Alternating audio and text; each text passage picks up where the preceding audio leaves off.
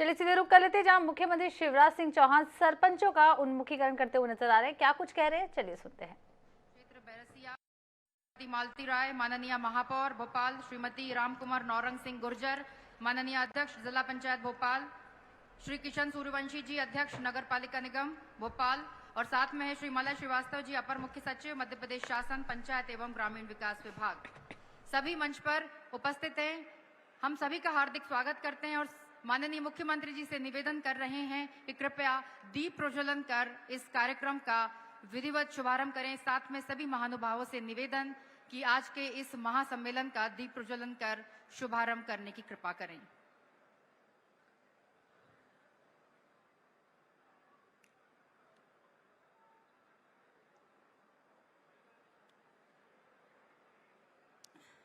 कार्यक्रम का शुभारंभ किया गया, इस महासम्मेलन का शुभारंभ किया गया। सभी अतिथिगण अपने अपने स्थान पर विराजमान हो रहे हैं। माननीय मुख्यमंत्री जी भी विराजित हैं। हो चला है मध्य प्रदेश की जीवंतता और जीवटता का प्रतीक मध्य प्रदेश गान। सभी अपने अपने स्थान पर बैठने का कष्ट करें। माननीय मुख्यमंत्री जी भी अपने आसन पर विराजित हैं। सभी महानुभाव, मंत्रीगण, सांसदगण, विधायकगण। अब अगला क्रम स्वागत क्रम की ओर। माननीय मुख्यमंत्री जी के स्वागत के लिए मैं बहुत आदरपूर्वक माननीय महेंद्र सिंह सिसोदिया जी, मंत्री पंचायत एवं ग्रामीण विकास विभाग, आपसे निवेदन करूंगी माननीय मुख्यमंत्री जी का स्वागत करें। आप कृपया अपनी तालियों से जरूर अपनी सहभागिता सुनिश्चित करें। सभी लोगों से निवेदन, माननीय मुख्यमंत्री जी का स्वागत कर रहे हैं। माननीय मुख्यमंत्री जी के स्वागत के लिए माननीय राम खिलावन पटेल जी, राज्य मंत्री पंचायत एवं ग्रामीण विकास विभाग, आपसे निवेदन। साथ में माननीय मुख्यमंत्री जी के स्वागत के लिए श्री मलय श्रीवास्तव जी, अपर मुख्य सचिव,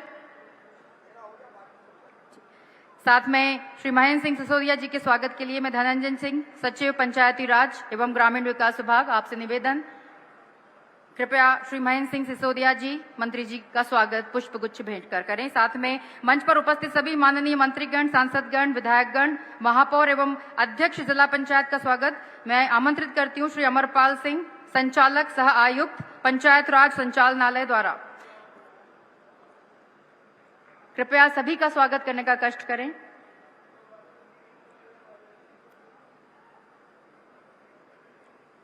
आप सभी से निवेदन, स्वागत सत्कार का क्रम चल रहा है। एक बार जोरदार तालियां सभी सम्माननीय मंच के लिए। बहुत ही आत्मीय पल। सभी का स्वागत किया श्री अमरपाल सिंह, संचालक सह आयुक्त पंचायती राज संचालनालय।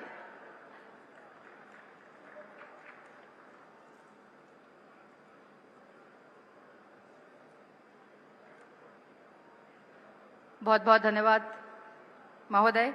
और माननीय मुख्यमंत्री जी के स्वागत के लिए यहाँ पर पंचायत के कुछ प्रतिनिधिगण यहाँ पर मौजूद हैं, जिनके नाम मैं यहाँ पर ले रही हूँ। वे सभी प्रतीक चिन्ह भेंट करना चाहते हैं माननीय मुख्यमंत्री जी को। पंचायत के प्रतिनिधि अनूप सिंह जी बघेल जी, विनोद त्रिपाठी जी, नाथू सिंह सैंधव जी, रावेंद्र मिश्रा जी, संजीव सिंह जी, रवि सिंह जी और विष्णुधर, ये सभी आएंगे और माननीय मुख्यमंत्री जी को प्रतीक चिन्ह भेंट कर उनका स्वागत करेंगे। जैसा कि आप देख सकते हैं, जोरदार तालियां आप सभी की तरफ से। पंचायत के प्रतिनिधिगण माननीय मुख्यमंत्री जी का स्वागत कर रहे हैं, उन्हें फूल माला पहनाकर। जैसा कि आप देख सकते हैं, थोड़ा सा एक घेरा बड़ा कर लीजिए ताकि माननीय मुख्यमंत्री जी का चित्र दिख सके।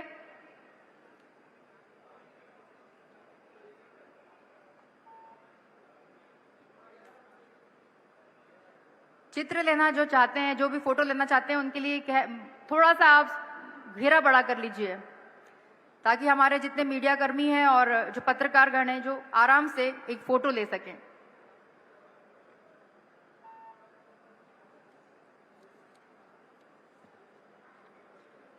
पंचायत के प्रतिनिधिगण सभी माननीय मुख्यमंत्री जी का स्वागत करते हुए।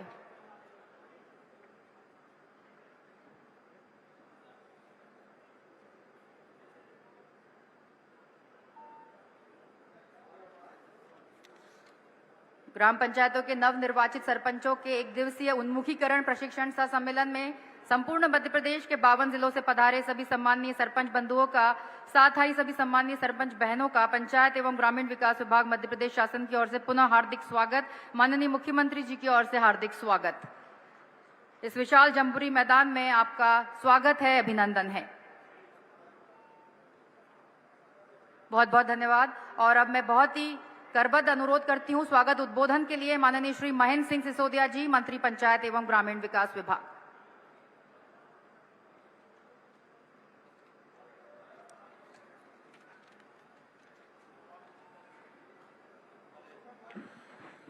भारत माता की, भारत माता की।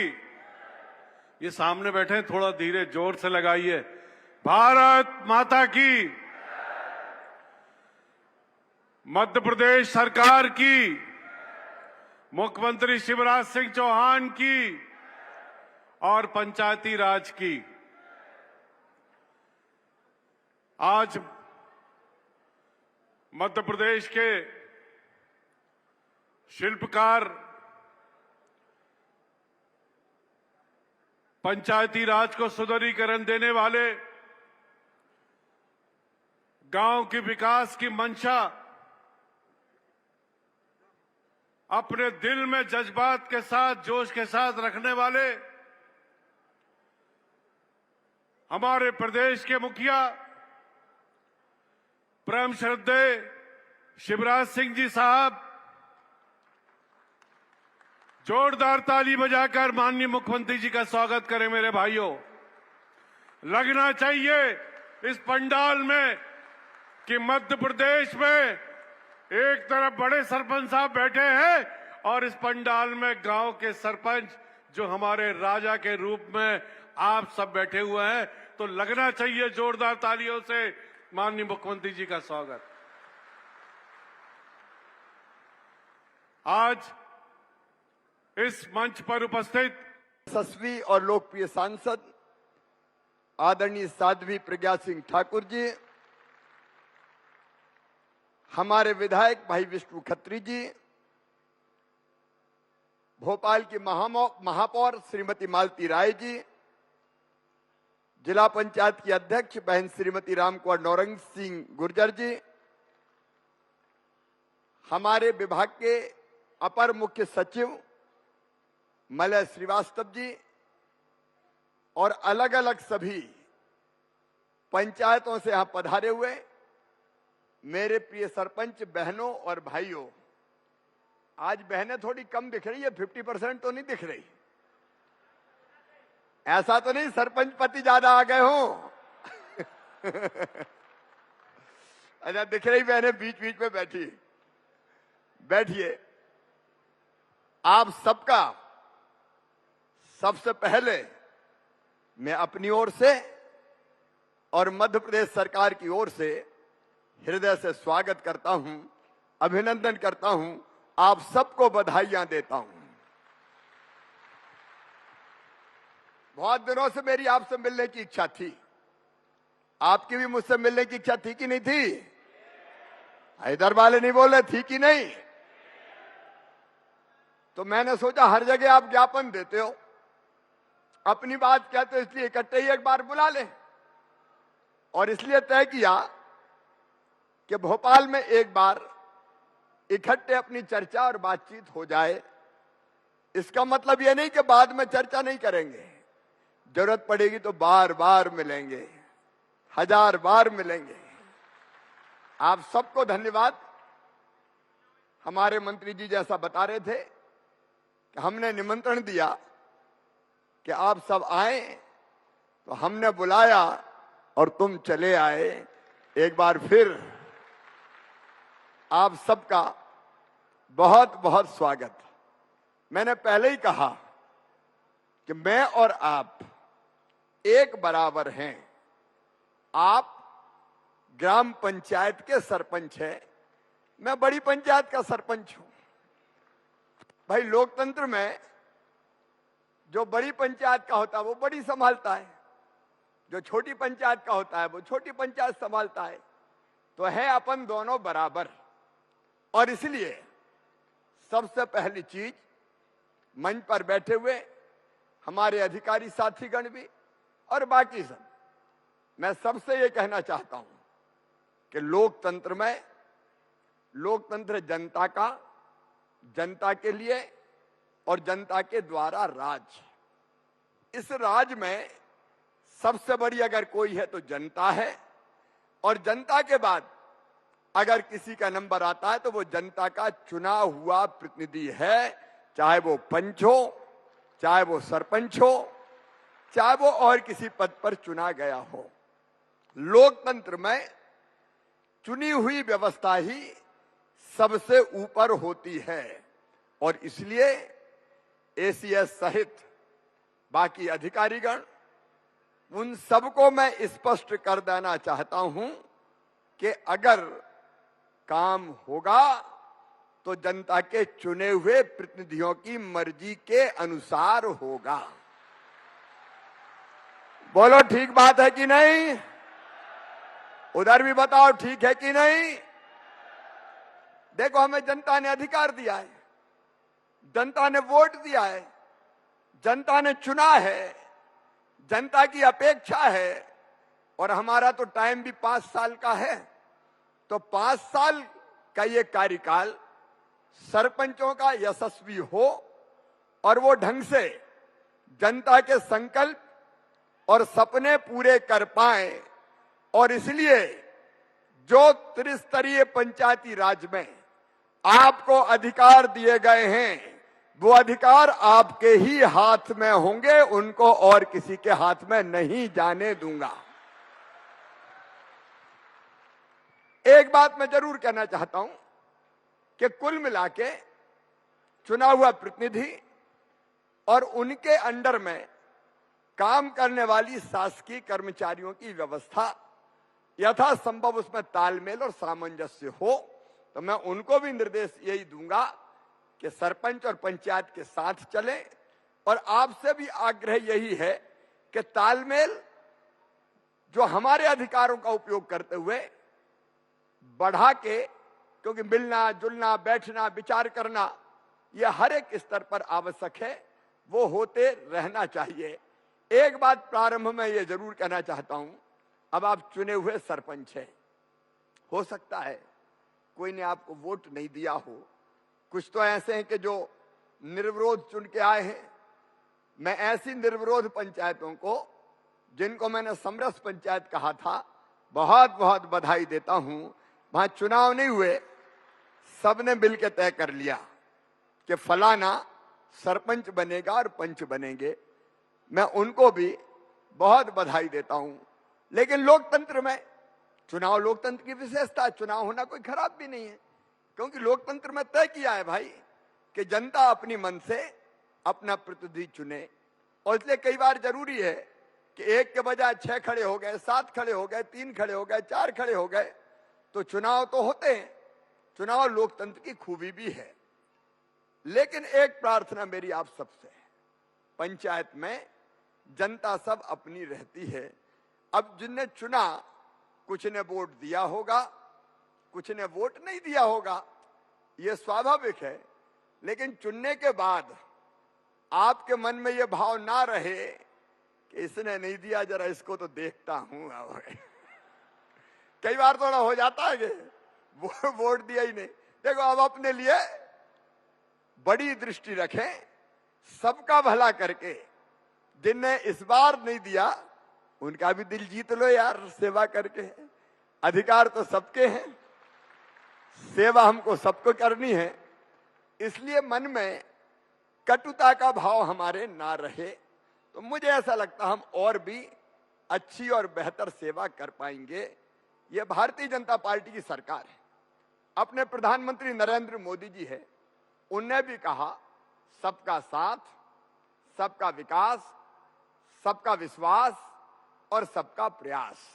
तो हमारी कोशिश हो कि विकास के काम में हम सबको साथ लेकर चलने की कोशिश करें। और मेरे प्रिय बहनों और भाइयों, एक बात और समझ लेना कि जनता तो अपने पास आएगी, रोज मांग करेगी, मच्छर हो रहे हैं, सरपंच क्या कर रहे हो तुम, अब तब ये मत कह देना कि ये सरपंच ये मच्छर मारना मेरा काम है क्या कोई।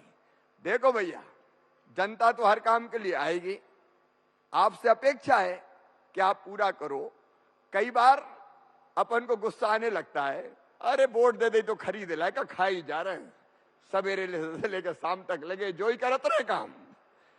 तो भैया देखो, जनता ने चुना है तो नाराज होने का अधिकार हमको नहीं है, चिड़चिड़ाने का अधिकार हमको नहीं है। हमको सुनना इतना जरूर है कि थोड़ा टाइम टेबल बना लेना चाहिए। पंचायत में कब बैठेंगे, लोगों को सूचना रहे कि इतने बजे से इतने बजे तक बैठेंगे, तो लोग भी उस समय आए ताकि बाकी काम भी कर पाए। और एक बात जरूर बड़े ध्यान से कर लेना, वैसे आपने किया होगा, आप जो नियम है, प्रक्रिया है, जो आपके अधिकार है, वो जरा ढंग से पढ़ लेना। पढ़ लिए कि नहीं पढ़े? अरे पढ़े कि नहीं?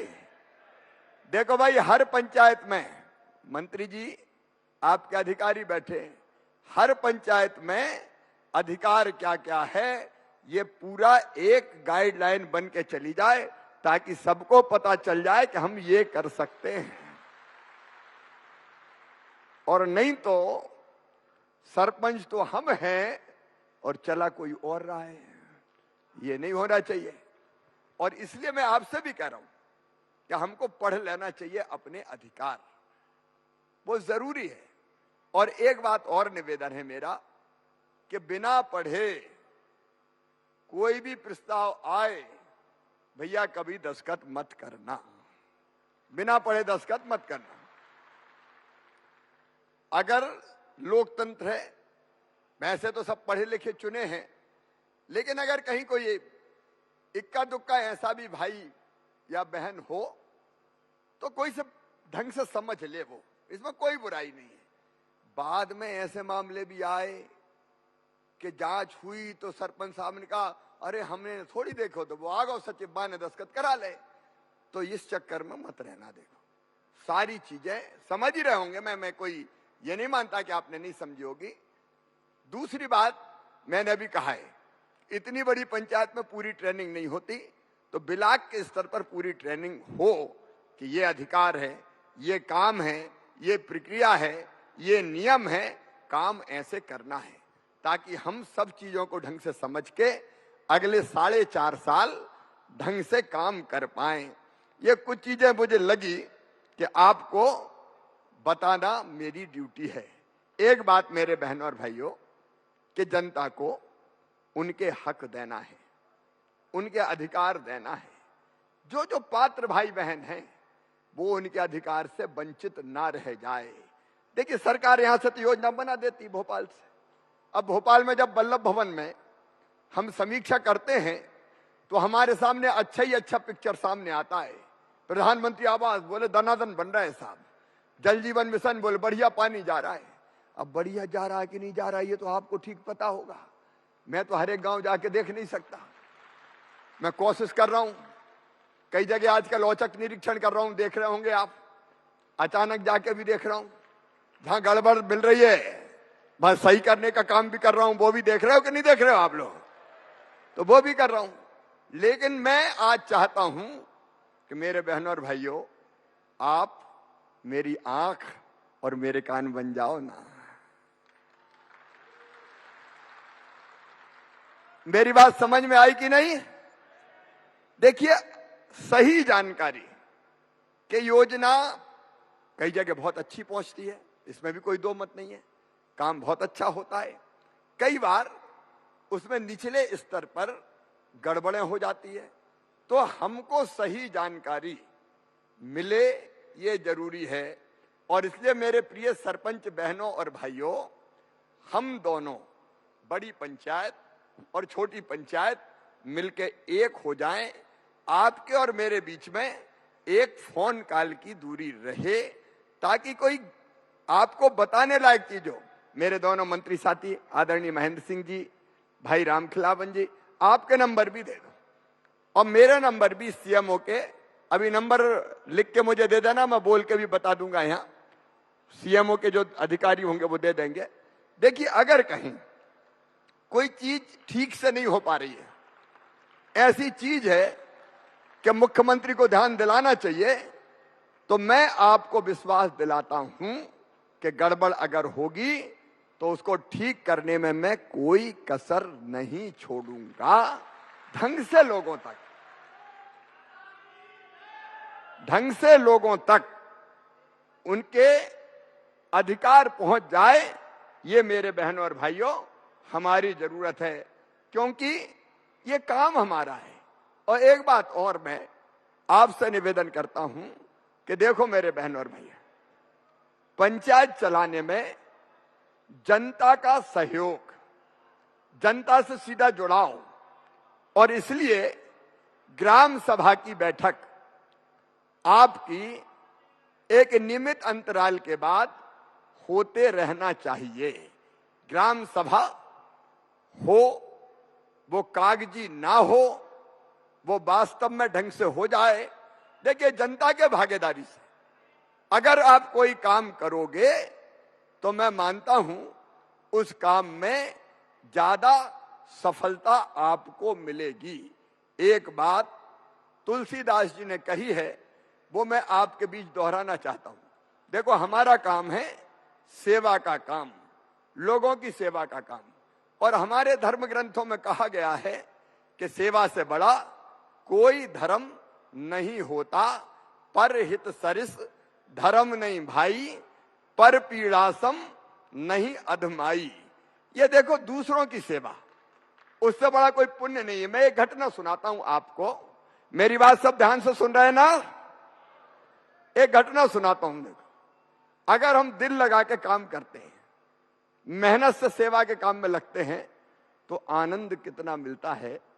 एक दिन मैं रोज अपने सीएम हाउस से निकलने के पहले जो लोग आते हैं उनसे मिलने की कोशिश करता हूं, लेकिन मंगलवार को कैबिनेट की बैठक रहती है।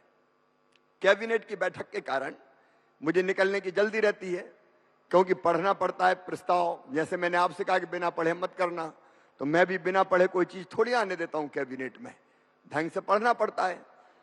तो मंगलवार के दिन मैं थोड़ी जल्दी में रहता हूं। तो मंगलवार को एक दिन मैं निकल रहा था सीएम हाउस से, तो मेरे जो कर्मचारी थे उनने मुझे कहा कि साहब एक आदमी मिलना चाहता है। हमने कहा मंगलवार है, आज दिक्कत है, आज नहीं मिल पाएंगे। तो वो रो रहा है। तो मैंने कहा जल्दी बुलाओ, पता नहीं कौन सी ऐसी काम होगा। बुलाया जल्दी से, वो सामने आए। तो मैंने पूछा भैया बताओ जल्दी काम क्या है? तो कहने लगे मामा जी मैं तुम्हें माला पहनाना चाहता हूं। तो मुझे थोड़ा गुस्सा आ गया कि यार माला पहनाना कोई काम है? आज कैबिनेट की बैठक है, माला पहनाने की आज जरूरत क्या है? बोल नहीं, माला तो पहनाना है। तो मैंने कहा इस काम के लिए रोका? बोले तुम मुझे नहीं पहचाने? मैंने कहा नहीं तो। बोले जब तुम दौरे पे आए थे मेरे जिले में, तो मेरा एक हाथ नहीं था, तुमने कलेक्टर को बुला के कहा था कि इसका हाथ लग जाए, मेरा वो हाथ लग गया है, तो मैं अपने उस हाथों से तुमको माला पहनाना चाहता हूं, इसलिए मैं रो रहा हूं। मेरी आंखों में आंसू आ गए और इतना आनंद हुआ कि आप कल्पना नहीं कर सकते।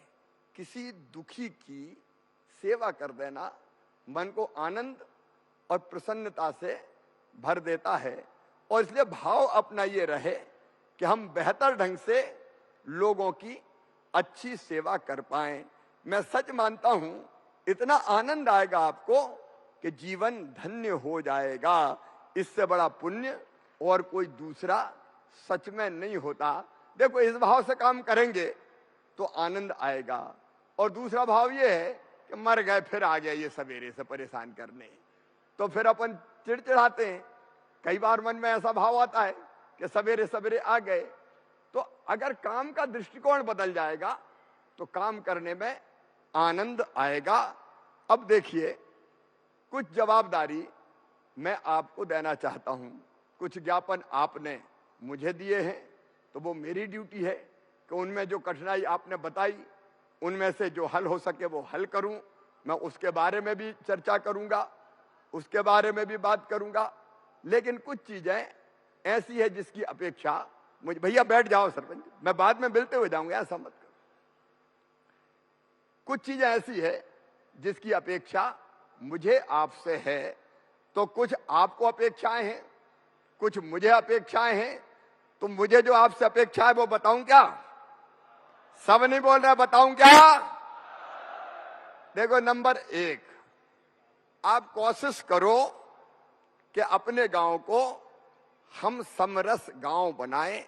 अब चुनाव निपट गए, चुनाव के बाद हम सब कैसे मिलके एक हो सकते हैं? क्या ये हो सकता है कि हम तय करें कि हमारे गांव में अगर छोटे मोटे झगड़े हैं तो वो झगड़े पुलिस में नहीं जाएंगे, हम बैठ के समाधान करने की कोशिश करेंगे। लेकिन छोटी छोटी चीजों में लड़ाई झगड़ा हुआ, कहा सुनी हुई और एफआईआर हुई, तो फिर पुलिस वाले पहुंच गए गांव में।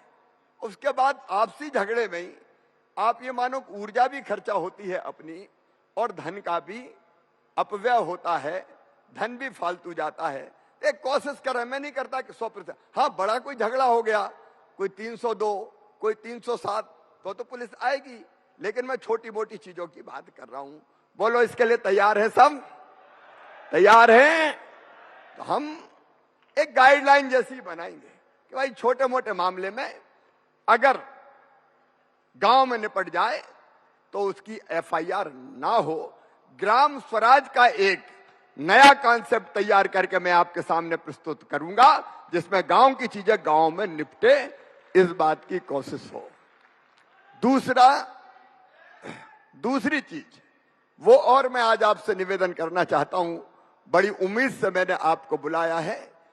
देखिए, बड़ी खुशी की बात है और मैं आप सबको बधाई दे रहा हूं, आपके प्रयत्नों से हुआ है ये।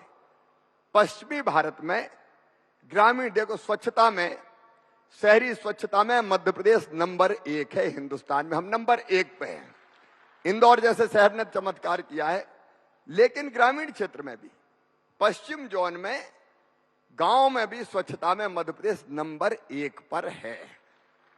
अब हम क्या ये फैसला कर सकते हैं कि मेरी ग्राम पंचायत स्वच्छ ग्राम पंचायत होगी? ये शिवराज सिंह चौहान नहीं कर सकता, ये सरपंच पंच और उनकी टीम ही कर सकती है।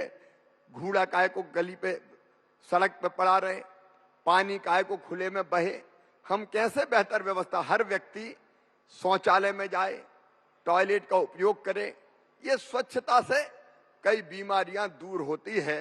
तो एक मेरी अपेक्षा है कि हमारा गांव स्वच्छ रहे। बोलिए, इसके लिए तैयार हैं आप? उधर वाले भी तैयार हैं? स्वच्छ गांव हम बनाने की कोशिश करें। एक बात और मैं आपसे कहना चाहता हूं, उसके बारे में आप विचार करो मेरे प्रिय सरपंच बहनों और भाइयों, कि मैं रोज पेड़ लगाता हूं। आपको पता है कि नहीं? मैं रोज पेड़ लगाता हूं। जैसे मैं रोज भोजन करता हूं, वैसे ही मैं रोज पेड़ लगाता हूं, और 3 पेड़ लगाता हूं, इसलिए कि उतनी ऑक्सीजन का हम उत्पादन तो कर दें जितनी सांस लेने के लिए हमको चाहिए।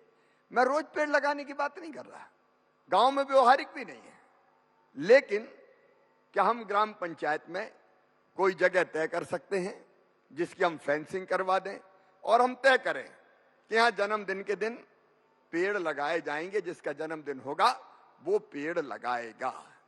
या कोई माता पिता की पुण्य स्मृति में कोई काम करना चाहे तो वो पेड़ लगाएगा। बताओ, ये हो सकता है क्या? सब बताएं, हो सकता है क्या? तो मुझे लगता है सहज ही अपना गांव हरा भरा हो जाएगा, पेड़ लगातार लगते जाएंगे, और जो ऑक्सीजन का संकट, ग्लोबल वार्मिंग का संकट हमारे सामने है, उसको भी हम खत्म कर सकते हैं। मेरे प्रिय सरपंच बहनों और भाइयों, अपना गांव गरीबी मुक्त कैसे बने? देखो, सोचो आप, एक बार गंभीरता से सोचो। मैं केवल भाषण देने नहीं आया, मैं दिल में और आत्मा में मेरे जो चीज भरी है, जो भाव छुपे हैं, वो आपके सामने उड़ेलने आया हूं। गांव में गरीबी मुक्त अब कैसे होगा? देखिए, रोटी, कपड़ा, मकान, पढ़ाई, दवाई और रोजगार का इंतजाम, ये अगर हमने ढंग से कर दिया तो गांव गरीबी मुक्त होगा। अब नंबर 1, रोटी, तो राशन की व्यवस्था है, आप सब जानते हैं। आपको और ठीक से उस व्यवस्था को देखना है कि 5 किलो फ्री में राशन प्रधानमंत्री गरीब कल्याण योजना का जा रहा है और 5 किलो मुख्यमंत्री अन्नपूर्णा योजना का अन्न आता है। ये अनाज ठीक से बटे, ये हमारी लगातार कोशिश रही है। लेकिन माइक्रो लेवल पे तो आप ही देखोगे ना कि कहीं कोई गड़बड़ नहीं हो रही। अगर ये हमने ढंग से देख लिया तो एक सीमा तक अन्न की पूर्ति हो जाती है। तो आप देखोगे क्या मैं आपसे पूछ रहा हूं? सब देखेंगे। और मैंने तय किया है कि भाई देखो, वैसे अन्न हमारे यहां बढ़ता है, अनाज हमारे यहां बढ़ता है, लेकिन हमने तय किया है कि अगर अनाज के मामले में कोई ने जरा भी गड़बड़ की तो सीधे हथकड़ी लगेगी और जेल जाएगा, छोड़ेंगे नहीं किसी भी कीमत पर। लेकिन आप अपनी पंचायत में देख लोगे तो गरीबी मुक्त करने का एक बड़ा काम हो जाएगा। दूसरा, रोटी के साथ मकान। देखो मेरे प्रिय बहनों और भाइयों, प्रधानमंत्री आवास योजना के मकान जिसमें 60% पैसा प्रधानमंत्री जी देते हैं, 40% पैसा राज्य सरकार मिलाती है। लगातार मकान आ रहे हैं, 38 लाख मकान हमारे बन चुके हैं। अभी 8 लाख मकान पर निर्माण का काम चल रहा है। इस साल हमने 10,000 करोड़ रुपए का बजट मकानों के निर्माण के लिए दिया है। आगे आपके कई के आवेदन आए कि आवास प्लस के नाम कट गए, पोर्टल बंद हो गया, कई तरह की चीज बताई। तो भारत सरकार के साथ मिलके, क्योंकि पोर्टल भारत सरकार का है, वहां से चीजें आती है, तो हम उस समस्या का भी समाधान करेंगे। लेकिन जो मकान बने वो ढंग से बन जाए, मकान का पैसा मकान में ही लग जाए, ऐसा ना हो कि मकान बने ही नहीं। और एक बात और, सब जगह से नहीं आती, लेकिन कुछ जगह से ये खबर भी आती है कि पैसा तो आएगा खाते में, लेकिन आवास प्लस की सूची में नाम आया तो 5-10 हजार रुपया झटक लिए कि ला हम तेरा स्वीकृत करवा देते हैं।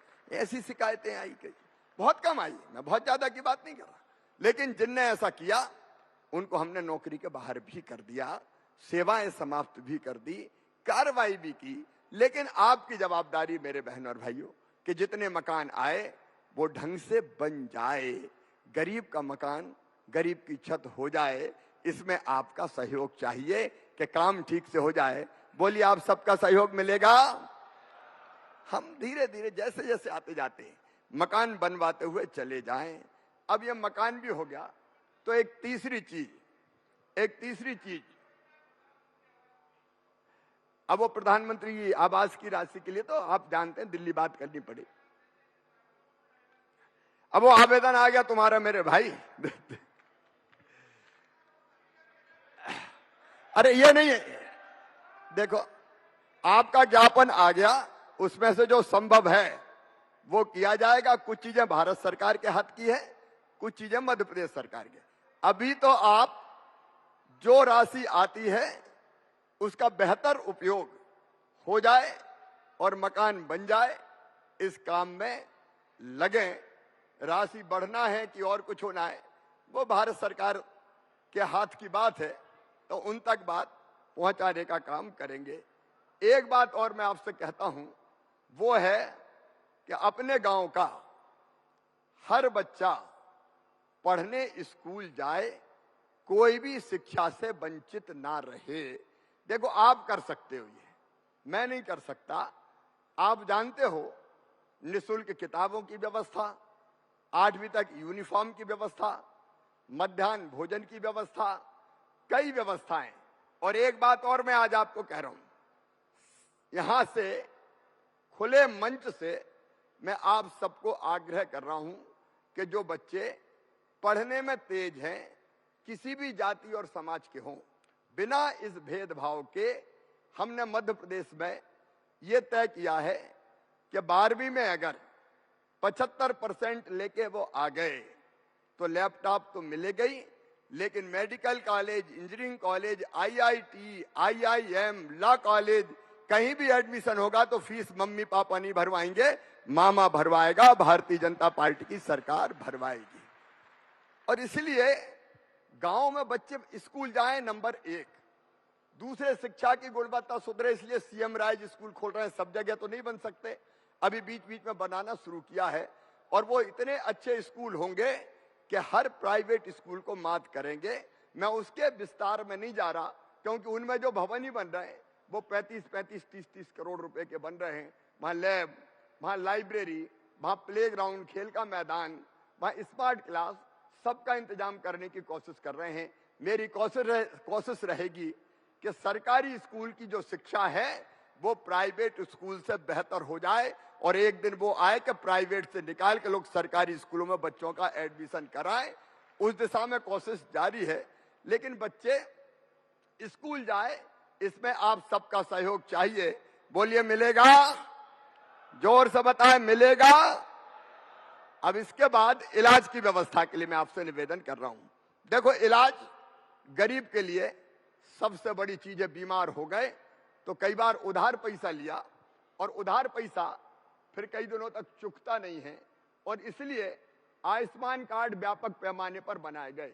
अभी आपके सहयोग से ही मैं आप सबको बधाई देना चाहता हूं कि आप सबने मिलके जो शिविर लगाए गांव में, अलग अलग हितग्राही मूलक योजनाओं के जो हितग्राही थे उनके नाम जुड़ जाए पात्र के, तो 83 लाख लोगों के नाम जोड़ दिए गए अलग अलग योजनाओं के अंतर्गत। 83 लाख लोगों के, उसमें एक है आयुष्मान कार्ड। आयुष्मान कार्ड में 5 लाख रुपए तक का बड़ी बीमारी का इलाज केवल सरकारी अस्पताल में नहीं, प्राइवेट अस्पताल में भी निःशुल्क किया जाएगा। और एक और मैं आपको आग्रह कर रहा हूं कि एक तो आयुष्मान कार्ड से इलाज, और उसके बाद भी कोई दिक्कत हो जाए तो मुख्यमंत्री स्वेच्छानुदान की राशि मेरे पास है। अगर कोई गंभीर बीमारी किसी को हो तो मेरे प्रिय बहनों और भाइयों, मैं आपसे निवेदन कर रहा हूं, वो बिना इलाज के ना रह जाए। हमें खबर लग जाए, हम उसका यथासंभव इलाज करवाने का भरपूर प्रयास करेंगे, ताकि कोई गरीब कैंसर का पीड़ित हो, ब्रेन ट्यूमर का हो, हार्ट का हो, कई की अप्रोच हो पाती है और कई की अप्रोच नहीं हो पाती, तो वो इलाज अपना ढंग से कर पाए। देखो, ये चीजें ऐसी है कि मैं भोपाल में बैठ कर करना चाहूं तो चाह के भी नहीं कर सकता, इसलिए उसमें आपका सहयोग मुझे चाहिए। एक बात और, हमारा गांव की हर योजना मैं लगातार इस बात पे जोर दे रहा हूं, और फिर आपका सहयोग चाहता हूं कि पूरी तरह से भ्रष्टाचार से मुक्त हो। उसमें आप सबका सहयोग मुझे मिले।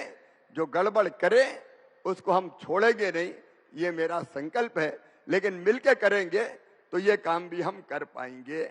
फिर एक लाडली फ्रेंडली गांव। देखिए, अपने गांव में मेरी आप सबसे प्रार्थना है कि हम बेटियों का और माताओं का सम्मान करें। अब पुराना जमाना बदल गया है और धीरे धीरे ये जागृति आ रही है। पहले तो बेटी का जन्म का मतलब होता था कि आफत आ गई हो। कई बार कई जगह ये मानते थे, सब जगह की बात मैं नहीं करता, लेकिन लाडली लक्ष्मी योजना ने पूरे परिदृश्य को बदल दिया है। बेटियां देवियां हैं, और इसलिए हमारा गांव बेटियों के आगमन पर स्वागत करे उनका, बेटियों के जन्म पर स्वागत करे उनका, ये प्रार्थना है मेरी। मैं हर कार्यक्रम में ये संदेश देने की कोशिश करता हूं, बेटी बोझ नहीं, बेटी वरदान है। तो बेटियों के प्रति आदर रखे हमारा गांव, इसमें आपका सहयोग चाहिए। बोलिए मिलेगा?